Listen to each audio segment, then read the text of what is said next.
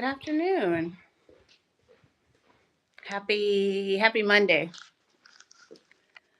Look, I set my germinated today. I just brought them in, transitioning them to the outdoors full time. So today I gave them 10, 11, 12, 1, 2, 5 hours of direct sun outside. And now I have them in, letting them rest for a little bit. Yeah, I know. I was just sharing that I'm slowly transitioning out one of my germinated trays of starts for spring plants. And so today I set them outside they got like 5 hours of direct sun. And then I brought them in. But yeah, this week I'm putting them outside for a few hours and slowly start transitioning them to being outside full time. Nice. Yeah. I got one tray of germinated stuff and the other stuff still coming up. Well, yeah, that's good. You got a lot of stuff sown. Yeah. There's plenty of stuff coming behind. Happy Monday. Happy Monday indeed. Plenty of stuff. What? Plenty of stuff coming behind it. I just keep yeah. sewing. So Yeah. Happy Monday. Happy Black History Month. I'm Keisha. I'm at Growing Where I'm Planted on YouTube, and I'm growing in South Florida, Zone 10. Hey, I'm Letitia, Farmer Letitia, growing in Georgia, Zone 8B. What are you up to? Oh, I figured while we're talking, I'm always trying to find, sorry y'all, but some way to continue to be productive while I'm just sitting. And I harvested a bunch of seeds. I'm at the farm. I harvested a bunch of seeds while I was doing other things, so I'm just sorting them out. I got all these cranberry hibiscus seeds, which I think I talked about this before. I don't want to do cranberry hibiscus from seed because it grows so easily from cutting. Why would I start from seed? But the reason is 14-degree weather is why. But all my plants look terrible. I think they're going to be fine, but I've never. This is the worst winter we've had in 20 years in South Florida. The coldest temperatures we've seen in 20 years. So I don't know how my cranberry hibiscus is going to do because it's never seen these temps. I'm hoping it'll come back, but I'm starting some from seed just in case. So I had just been leaving the seed because I'm like, I don't need cranberry hibiscus seed. But I was like, oh, actually, yes, I do. So I went around and harvested a bunch of the seeds today. I also had purchased some a while ago before I knew better that it'd be better to start from cuttings. So I already sowed those seeds, plus I've got these. And maybe this will be some of the ones I can give for free in my Etsy store. Once my plants come back and I don't need these seeds, I can give these for free for somebody else. Because I love having cranberry hibiscus. It makes such great tea. And then I still got more jack beans, the gift that just keeps giving. I am selling these on my Etsy store. Thank God I have plenty of seeds so I can chop and drop as soon as temps start. I already actually sowed a bunch today. I sowed probably 50 seeds or so. This is the same time last year I first sowed jack bean, and they came up great. They don't mind a little bit of cold, 50, whatever, they'll still come up. Got a few pigeon peas. I found a surviving pigeon pea tree. I'm shocked. I don't know why that one survived, but all the rest are dead and terrible. But anyway, Are they dead? Well, they look dead. I haven't scraped any cambiums. I feel like I don't even care it doesn't even matter. They look terrible. There's nothing I can eat off of right now. And certainly, I don't care about the pigeon pea because I was going to chop them down anyway as soon as the weather got warm. For chop and drop, I would love for it to be nitrogen and not carbon, which is what it looks like right now, just dry. But anyway. Carbon's good too. Either way, it's a blessing. I got a whole bunch of moringa seed. The nice thing about winter or the cold temps is there's a lot of things, oh, it's more jack beans. I need to add these pods I found. I got to take the seeds out of them. There's usually like at least 8 or 10 seeds in each of these pods. So that's a blessing. I have a big bag for you already, sister, a big sandwich bag of seeds, and then I'll sell the rest, and I'm going to keep sowing some, obviously, too. Thank you. Yeah. But anyway, moringa. I got a bunch of moringa. I'm going to. I already sowed some of these today because it doesn't need to be watered. The rains will start soon, and they'll just start popping up around. So I'm gonna harvest these seeds and save them. I also sell moringa on my Etsy store. I know this is like a commercial, but the whole point is what I realized today is I don't know if I told you, but like I had a realization yesterday that even if I was so distraught and like had to start over and I guess I'm just gonna buy more stuff, I'm like, who am I buying from? Or who am I getting them from? My people who are here that grow with me, all their stuff's dead. They're in a worse shape than me, most of them, especially mentally. Even Debbie and Martin, our family friends, they've had a food forest. They have a fully established food forest. It's older than me. It's over 40 years old, and it's terrible. And they're like, Oh, is it? yeah, I thought they were going to be good because their trees are so established and they've got like a microclimate because they have so many big trees. I have little trees, so but no, she's pretty devastated. I'm hoping to be able to give her some plants and some starts to encourage her. Like, I still don't think so, but sister, her stuff's probably not dead. That's what I said. It probably just died down. It's very went discouraging. dormant. I was thinking today when I was walking around, like, it takes a certain type of person. I'm excluding people who grow in places where all winter your stuff looks dead. It's brown, there's no leaves. That's not as discouraging as when you have a green, lush, jungly food forest and then the temps drop and you come back and everything's brown and crispy. It's very discouraging. And so I understand. But it takes a special type of person to be able to see all of that and keep going anyway. Keep planting, keep sowing, and just keep going.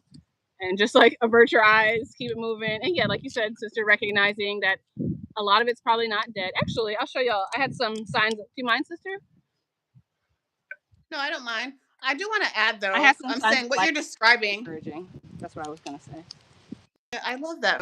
What you're describing is people who grow in seasonal climates or temperate climates who are used to like change. I'm saying you're growing in a place that doesn't really have like changes, but everything doesn't look dead. There's always something that's alive, and it seems I've never grown in a temperate area. Temperate just sounds warm to me, so I'm always so confused if that's the right term. But it's temperate. It means we have different temperatures. Live. I've never experienced everything looks dead, is what I'm saying. Other than my mustard greens and a couple citrus trees. That's not everything. There are things. I'm saying there's no winter where a mango tree looks. I mean, there's lots of things that don't look good in the winter, but they don't look crispy and brown. I hope you see what I'm referring to. Nothing looks like it looks currently. Usually, even in the winter, we have seasonal changes. That's a misnomer, or people think that nothing changes. I mean, like. It looks like there's a brush fire in here. Oh my god, moringa! Oh, this is the only moringa I have that. Wow, it's flowering. This is the only moringa I have that looks still alive. The other ones are unrecognizable.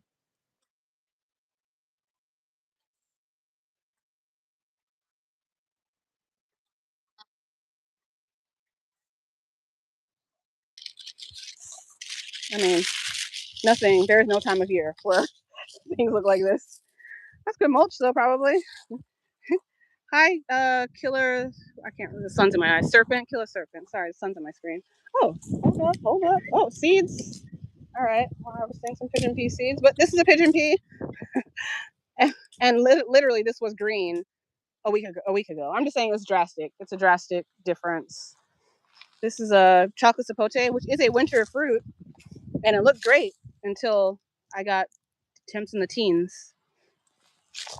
Oh, this is a large leaf opal basil you gave me, sister. Thank you so much. Maybe it'll come back. I'm sure it will. What? I'm sure it will. This is a mulberry, which those always look. I think some of them, because they're tropical, like my soursop, for example, or even maybe some of these avocados, because they're tropical, they may not be able to handle any amount of temps in the teens. I agree. We're gonna see. But I had a week of temperatures in the teens. This is a mulberry. This is not concerning to me because they look like this every winter. My mulberries all look like this. So I wasn't like, oh my gosh. I was like, oh, okay, this is regular. This is not concerning at all. But to come and see my avocado looking like this in the winter, I'm like, oh my God, what the hell?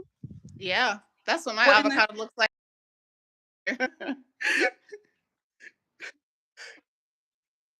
Yeah. It's got some green leaves on it though. So I saw that today. I was like, okay, it's not dead. But it was full of leaves a couple weeks ago. This is a jack bean. Sister, I understand your feeling, your sentiment. I guess I'm just here to assure you, as someone who has colder, Here to assure you. someone who has I know, colder but I'm weather, saying, someone who has colder weather for longer periods of time. I'm saying my avocado gets colder, deals with colder temperatures, and is smaller every single winter, and mine grows back. So I know yours is gonna grow back. Is what I'm I saying. think they're It's going to not be dead. fine. I'm just acknowledging that I know I grow more tropical things than some people who have winter I'm every sure year. So they're not, as ready. they're not built for that. Yeah, they're not built for it. That's all right. They're not built for this. Yeah. This is a orange tree you gave me. It Mm-hmm. looks great. Yeah, the citrus is. Look at my variegated pink lemon. It's looking great. Wow, that looks Yeah. nice. And today I sowed pigeon peas on the east side of this row. So let me go this way. You can see that this is a row of a tree line, and Okay. all the way Yep. down, the line continues all the way down, and there's citrus dotted in this whole line. And I just sowed pigeon pea on the east side, the front of this row, because summer's coming, and I want my citrus to have some shade. And these dead pigeon or dead-ish pigeon peas, which also were going to be cut down regardless at the beginning of summer for chop and drop, Mm-hmm. they're not going to be able to provide shade anymore. So I need new pigeon peas here. So you don't wait. I can't wait until it is summer. The sun's already like, I mean, it's not quite summer, but it's hot. And so now is the time to start putting my pigeon peas in. So I just sowed probably 100 all over. Not just here, but any place where I know I'm going to need shade pretty soon. My soursops. I got another soursop over there, and another one right here, and another one in the front. I put pigeon peas. I made like a half moon in front of it so it gets shade most of the day. Oh wait, speaking of things that are unbothered, because I've been trying to pay attention to the things that were fine. Look at this lemon drop mangosteen. Totally fine. This is how everything looked a few weeks ago, green. But we're bypassing all this Mexican sunflower. Look at my freaking strawberry tree, my Jamaican cherry or strawberry tree. Mm-hmm. I'm gonna go ahead and guess that. I mean, I don't even want to look to see what Blair took because I haven't scraped off anything because I'm like, oh, it's gonna make me sad, but nope, doesn't look like it has a cambium. But Maybe further down. yeah, maybe further down. Yikes. Maybe the top Well, part died. But anyway, the point is we got to keep it moving. Oh, there's some cambium down here. Okay. yeah, Well, yeah, we got to keep it moving. I saw lots of that part. reassuring things today. I have like, for example, this is a peanut butter fruit tree. It's really small, but it's got some nice green leaves on it, which I was shocked to see. And I also saw, look at this. This is my Hayden mango. Oh, yeah. Yeah.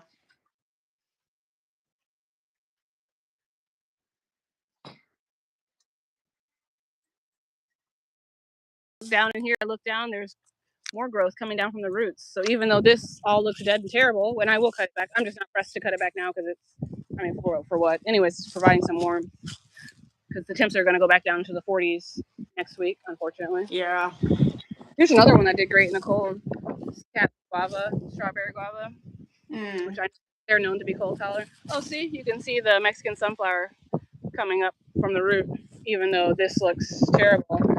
I'm like, oh, it's going to be okay. I'm going to have everything I need to restart. Of course, loquats, they're always unbothered by the cold. Totally unbothered.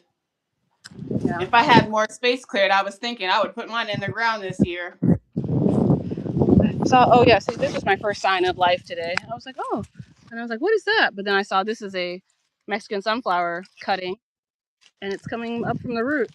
And then I like looked up and looked over here, and I was like, oh my gosh, I didn't even know what this was because I'm like, it's a burnt stick in the ground. That's what it looks like.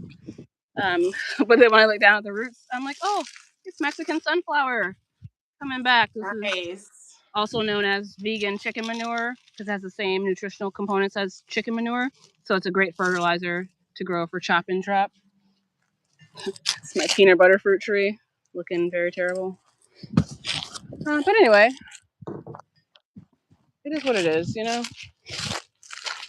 I was also thinking, to your point about starting over, it reminds me of when I was thinking about moving my farm, and I thought about, do I actually want to like pay to move my farm or just start over? But then I'm like, it took forever to source all the seeds and cuttings and plants and stuff to start the farm. Where would I even like? I Exactly didn't what. even want to go through the whole process of trying to start over. Where am I going to Yeah, get all this stuff from?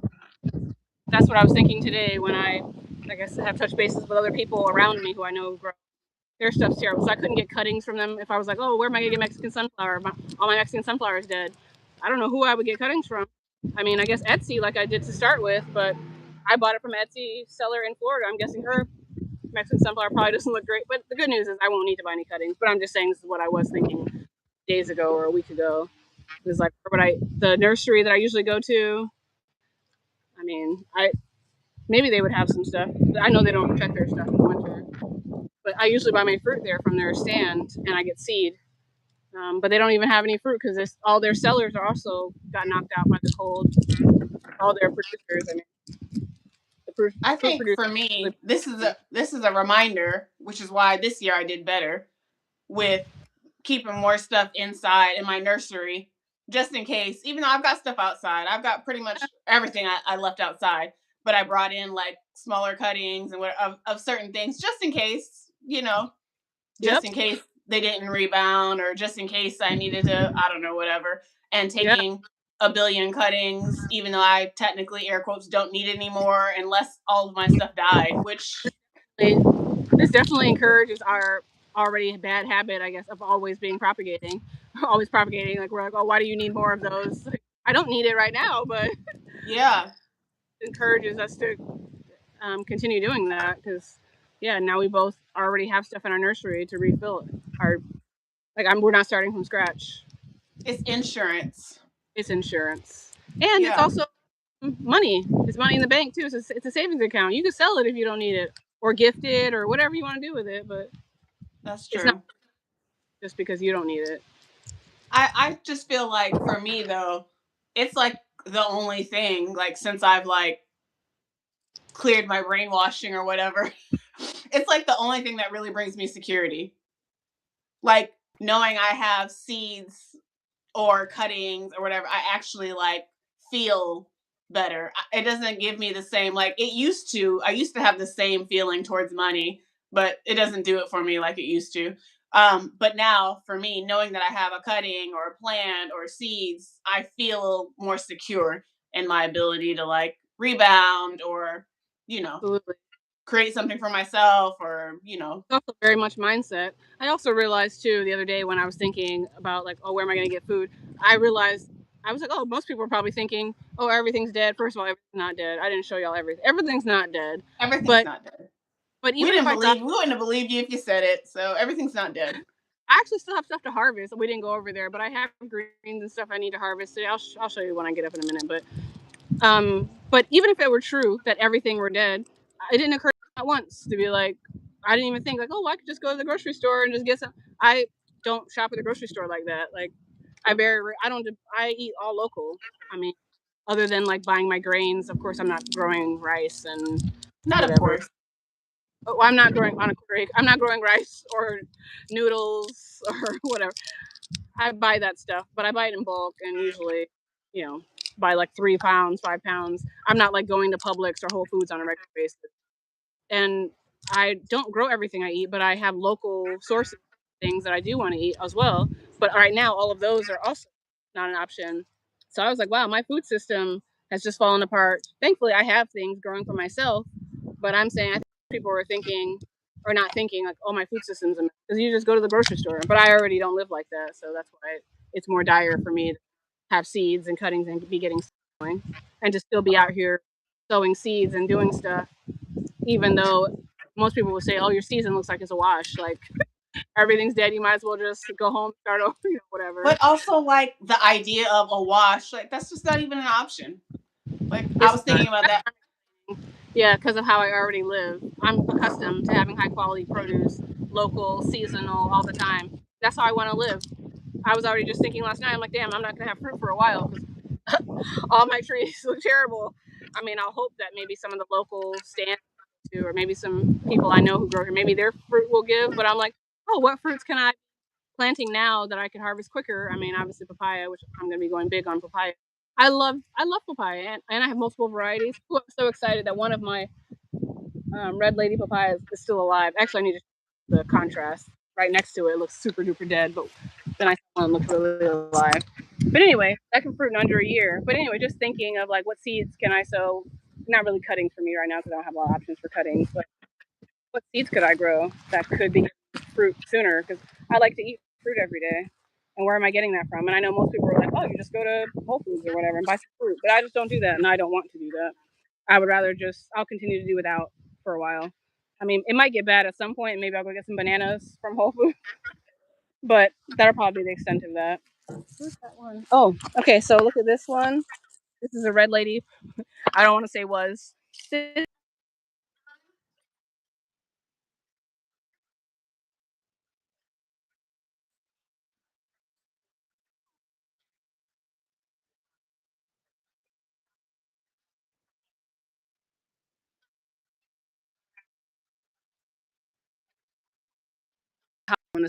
So that's why I mush it like this. Normally you can't mush it, obviously. When it's alive. Yeah, it's a straw, exactly. This side of the row here, that I got for free, I traded this guy for some other plants. So these all look terrible, right? This is terrible. Like, what the hell? Yeah. But look at this guy in the same row. Looking great. I don't remember what it looked like last week to tell you if this just happened, because I don't remember seeing anything green last week. But yeah, this is what I'm expecting most of the papayas will do. And I'll be eating fruit off this. All you need is one to survive. Absolutely. Absolutely. That's what I told myself today. When I saw this one, I was like, oh, I wanted to cry. I was like, oh, I am going to have fruit. Yes, I'm going to have fruit. I'm going to have fruit. Obviously, you need more than one, but I'm saying if you can get at least, like when you have a devastation, air quotes, if you could just get one plant to survive, then that'll give you rootstock and seeds and cuttings and whatever you need to propagate in the following season. And I have this Mexican papaya over here in the shade, which never has done anything. I mean, it had fruit on it. It doesn't get enough sun, but I put it over here because I had a bunch of them. And anyway, the point is, it's survived under this big mango. I'm pretty sure that's why it stayed okay. It looks the best out of all the papayas.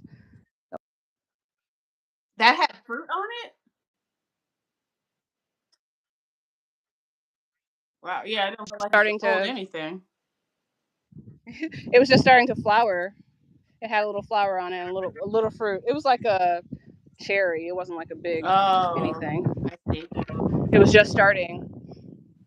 But yep, nope. Yeah. It's gone. But anyway, that's gonna give me fruit this summer too. So that's two different varieties of papaya. This is Katuk. Yeah. It's a good thing I remember where things were, because I sure can't identify them by how they look right now. Yeah. This is Chaya, which this is my only one. Oh yeah, see, alive and well, which I knew it would be. This is a freaking prehistoric plant. I don't know if you can see that on this camera, but it has a green cambium. It's alive, which I knew it would be. This is prehistoric. This has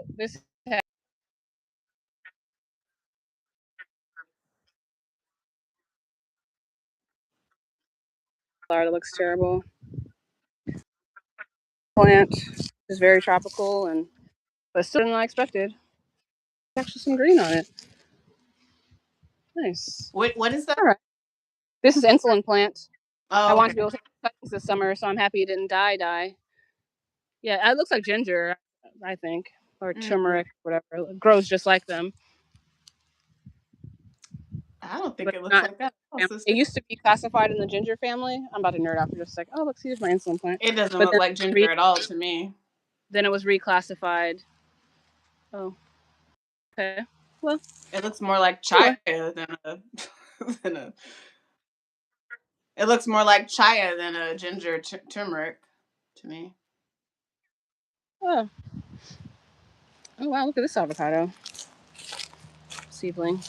This guy's unbothered. Good. This is a seedling. Yeah, and this peanut butter fruit tree looks really good too, considering. Yeah. I mean, Oh, there's nothing in there. What's that, pigeon pea? Pigeon pea, yeah. There's no seeds in there though. It's empty. Yeah. I still have a bunch of cassava that needs to be harvested. This is a Mexican sunflower. Again, I just know this because that's what I had here. I put Mexican sunflower at the end of each of these lines so that I could harvest off of it. I This think is it's so impressive how we remember where stuff is. Like I don't remember. I'm looking at yours and I'm saying, how does she even know that? But I know other people feel the same way, I'm sure, about mine. That I know where stuff is, but I know that you can't tell where things are. Yeah. This is a katuk. I think for the way I remember stuff, it's because I'm always harvesting, and this is loquat. You know where, I don't know. You just know where stuff is. This is my you're curry. always harvesting, but you're also always planting. I'm saying we're dropping seeds, we're sticking in cuttings. You're right. And to know, especially if it's dead, so it's like close to unidentifiable. Like this. This is But this was an avocado, a really good looking avocado. Seedling. Oh, the leaves look kind of guava-ish. Yeah, you know right. how guava has those really textured you're right. leaves? Yeah, it does, but it's not. Wow. Back here. Yeah.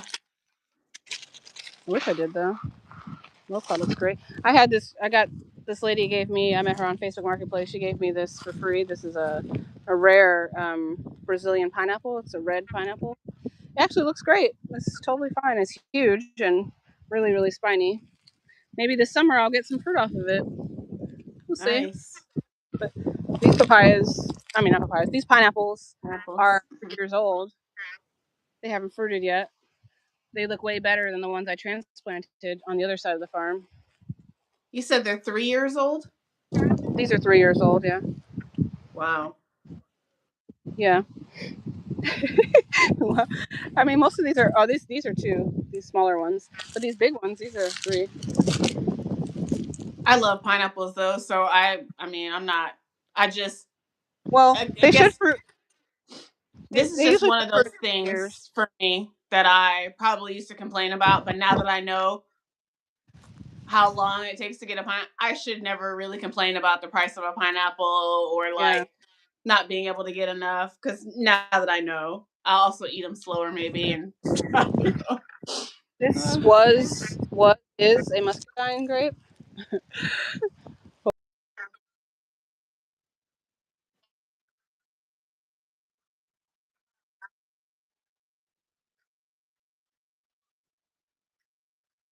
Couldn't have even planned that. This is a Tai Longate. Is. I missed what happened because your video is like slowing down or skipping or whatever. Just the whole branch fell off in my hand. Oh. Oh. This is what I'm dealing with. Yeah. Yeah. I'm it's all good. Yeah. Nature is resilient. It'll be fine. And like you said, sister, we have everything we need to start. And I don't know. It's not like I don't care. I do care. I mean, golly, look at my Hayden. Like, I was getting some Hayden mangoes this summer off those little trees because they're grafted. They look so good and they had flower. One of them had flowers. But no, I can say with pretty good certainty that I will not be getting mangoes. I mean, I'd be shocked, but I don't expect I'll be getting fruit this summer, which is fine. I'll be eating papayas, it looks like. And maybe some citrus. I saw my lime is flowering, which is really exciting. What's my lime called? I mean, my citrus all looks good.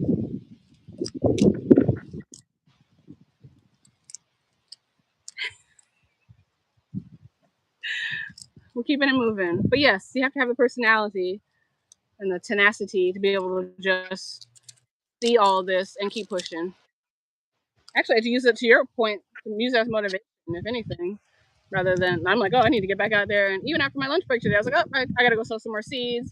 I got all those moringa seeds. I'm gonna get those. Like, it's more motivation and seeing little things coming alive, seeing the Mexican sunflower and seeing flowers on my Persian lime, and seeing that papaya, that Red Lady papaya. I've never eaten that before, but some people say that's their best one. That's their favorite. The only one they'll eat, only because it's sweet. I can't wait to taste it, and it looks like I will get to taste it this summer. So those things like got me encouraged, got me reinvigorated to be like, okay. Even though when I first walked out here, it was another shock to the system. I was like, oh God, wow, it looks really bad. Did it look this bad last week? Probably. But it's fine. We keep working, keep pushing. I think it also takes being realistic about the fact that you don't actually have any other option. I think for a lot of people, because they think the grocery store is an option for them, they don't feel the urgency that they should be feeling right now. I know for me, 2020 was all I needed to realize that I can't really even depend on the grocery store. Like, if I thought that that's what I was just going to do, I realized real quick, like, this shit could all come crumbling down really quickly. I'm never going to be able to forget going into Whole Foods and seeing the bare shelves. I know that's like a Depression era person talking, but yeah. That was a real life. That life that wasn't a dream, a nightmare. Yeah. I also would love to see people stop saying things like conspiracy theory. It's no longer considered a conspiracy if it actually happened. So those of us who are like preparing, we're not conspiracy theorists. These things actually already happened. It's not a conspiracy. Like, I feel like I've heard that word like at least 5 times just this morning.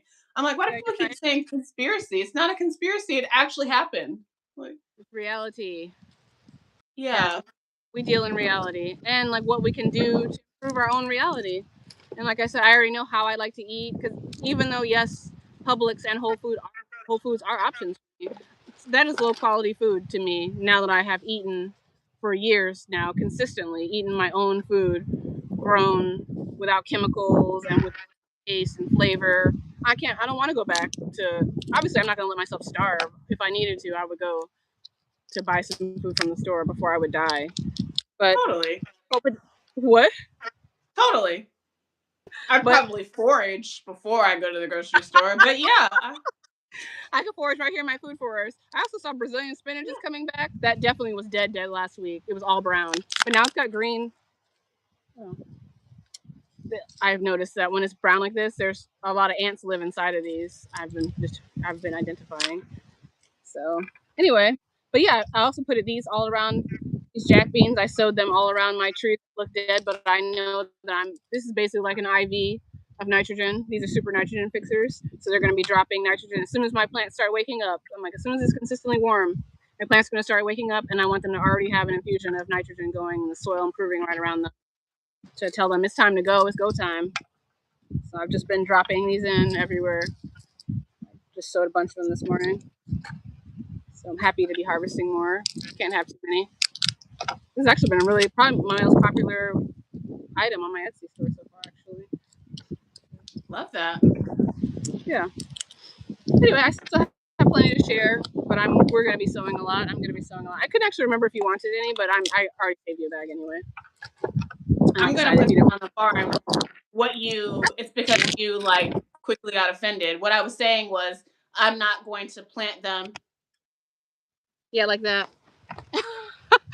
It explodes and there's all these ants in it living inside of it. I know, sister. I understand. I just wanted to make sure, but it doesn't matter because like I said, it's not going to go to waste. I already put it aside. Planting. For other people, just so they know, what I learned from my experience is I won't be planting jack beans in my suburban gardens. Sorry. Moringa seeds. I won't be planting jack beans in my suburban garden because they grow too large. And here, I have to like grow discreetly, air quotes. And so I can't grow something that gets large and it needs to be tamed regularly to keep it small, basically. It's not a discreet. What? I don't remember if we said that. Chop and drop. That's what she's saying is growing wild. Is you chop and drop. That's why people grow this. Yeah. You tame it by chopping and dropping it. I'm saying I do chop and drop it, but what I'm describing. Talking about it for people to know. And I was like, yeah, you're right. That's an actual a benefit of it, though. I'm just adding to what you said, not disagreeing. No, but I'm saying it's not a benefit if you have to grow it in a discreet place, because even chopping and dropping, it's not discreet. It doesn't grow discreetly. And so if you're looking for something to grow, I won't be growing it here in my suburban setting because it's not a discrete plant. It grows all over, and even as you cut it, it just makes it grow more. Yeah. So cutting it doesn't tame it, doesn't make it discrete. And so I learned that that's not something that I can grow here in my suburban setting, because here I have to grow discreetly and things have to be maintained and manicured and pretty and whatever. And the more you cut the jack bean, the more it grows, like most things, which is an amazing thing, just not in my current setting in this townhome with an HOA community. So I'm going to grow jack beans on the farm. I don't think I'm not picking up every single one of these moringa seeds I just blew. I got them. Oh, wait, 2 more. Got it. Okay. I'm excited to put jack beans on the farm. Hopefully they'll grow out there, and I definitely need a lot of chop and drop as I'm working to build up my soil on my new land. So awesome. I'm happy to gift you a bunch of seeds. Thanks. I guess for this moringa stuff going away though. Oh, I know. I've got all these buckets. What did you do for your self-reliance today, sister? I went through my nursery to check on things and do some sorting to figure out, basically, like I said earlier, who could go outside this week and who needs to stay inside. So I made a tray of things that, as I mentioned earlier, are now going to be transitioning their life majority outside. I figure, like you mentioned earlier, it's going to be getting cold next week for me as well. The temperature's dropping again next week. But this week I'm in the 70s, and so and it's sunny all week. I don't have any rain or clouds or whatever. So I'm going to put some stuff outside this week to see if I can get some good growth on it, because they're struggling a little bit because I don't have as much sun right now. It's winter. It's been overcast, whatever. And my windows are tinted in my rooms, and so they get filtered light. So anyway, I'm putting them outside to give them some more UV action to see if I can get some more size on them this week. And then for the next week or so, they'll be back inside while the temperatures are too cold. Unless I can get some good size on them, I may leave them outside if they can grow big enough this week. We'll see. But your front or the back of your house? On the front. Love it. Because they've been at the front, but with filtered light. You know what I'm saying? They've basically been outside living in the nursery because it's 55 degrees. They're getting direct sun, but it's filtered sun. So they're just a little bit pampered, but not a lot of it. So I don't think it's going to be a drastic change for them to go outside. Especially now, it's going to be, if anything, it's probably going to be too hot for them. Like the change is going to be that it's so hot with the sun and the temperature going up. Right. So I'm easing them out. So I gave them 4 or 5 hours of sun today. And then I'm going to put them out again tomorrow and just, keep increasing their sun exposure, which is the biggest thing. Not as much the temperature, it's more sun. And so, I did that. And what else did I do today? I did some cooking, food prep, because I'm planning to go to the farm next week. And so I'm doing, basically this week is going to be a lot of meal prep. I packed my suitcase because I had to wash all of my laundry and then repack my suitcase for my trip because I'm going to be gone for almost a week. Most of the time when I go, I stay for almost a week. And so, I packed my suitcase and I'm loading up because tomorrow I'm going to go outside. So I'm going to load outside, meaning actually in the streets. I got to run errands and be an adult tomorrow. So since I'm having to go outside, I'm going to load up my car for my trip. So I want my suitcase to be packed. And so, I staged some stuff by the front door that's going to get loaded up in the car tomorrow. And preparing for some tasks that I'm going to knock out tomorrow in the gardens. Because again, it's a little warmer this week. So I'm going to start transplanting some stuff and preparing some things for my spring sale. I've got some lamb's ear that's getting ready to go up for sale this week, probably. Nice. Get them all done. They're totally unbothered, just green and growing. I just imagine. I remember in my mind, I associate lamb's ear with winter. Will that die in the summer? I guess is what I'm trying to figure out. It doesn't die, but it slows down. It struggles. So that's a plant that grows in zone 4 to 8. So I'm technically pushing it in my 8B zone, but in my zone, I grow it in basically full to part shade. What is zone 4? Is that Siberia or Iceland? I don't. I'm Anyway. pretty sure you don't have to go that far. Minnesota, probably Chicago. I don't know. Oh, really? I would think they'd be like 4 or 5. Oh, wow. If I'm 8, yeah, I'm pretty sure they're 4 or 5 up there. Y'all chime in the comments. I don't know. I don't even. I hate it for y'all. Sorry. I think Minnesota's probably 4 or 5, probably. Or further up north, you know, Boston, up in the, you know, New England. Or North Minnesota. You'd be in Canada. Yeah. Basically, all that's basically Canada. Yeah. Anyway, had a productive. I'm kind of pushing it, growing it here, but I grow it in full to part shade. And so it does fine in the summer. It probably doesn't get as big as it does up north because it never really gets full sun, but it can't handle our full sun.